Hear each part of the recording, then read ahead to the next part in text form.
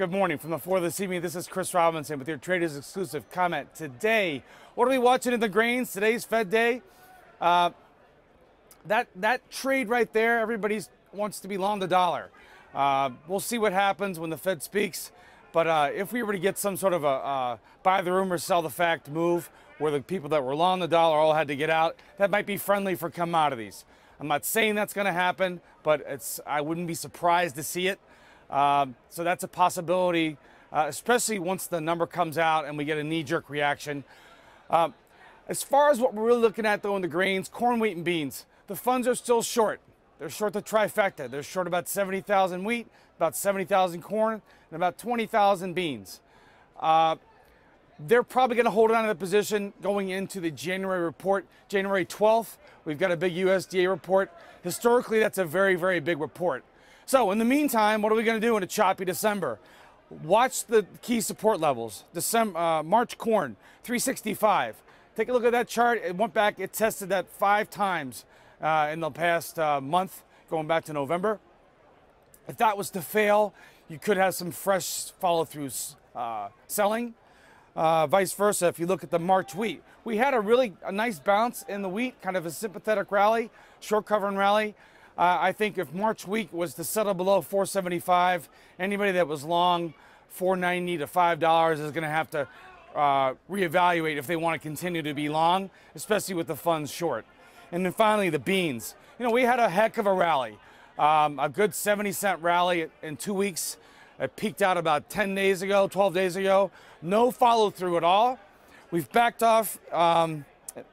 We started at we peaked out, excuse me, at 909. That was a big resistance. Trading at around 856 right now. I think that if 850, one of those round numbers, if that 850 level fails, you may have new sell movement coming into the market. Because right now, that's sort of the trade du jour. People want to be short commodities. They want to be long the US dollar. Longer term, you know, 6, 8, 9 months, that may be the way to go. But we are certainly going to have intermediate volatility where they run out weak shorts. So be aware of that. This is all one big ball of wax. It's going to be very, very important what the US dollar does in the wake of whatever the Fed does this afternoon. You've got Argentina getting ready to devalue its currency. The peso, that's in the works. They have a new president there, but that's factored in. Why is that important? Well, that could spur a lot of selling, a lot of new supply coming onto the market from Argentina. So that has everybody very bearish commodities. Typically, when everybody's turning left, you want to maybe take a look at turning right.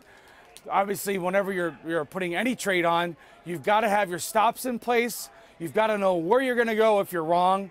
I can't stress that enough. So have an opinion, but make sure you know where you're getting out if you're running into a loser.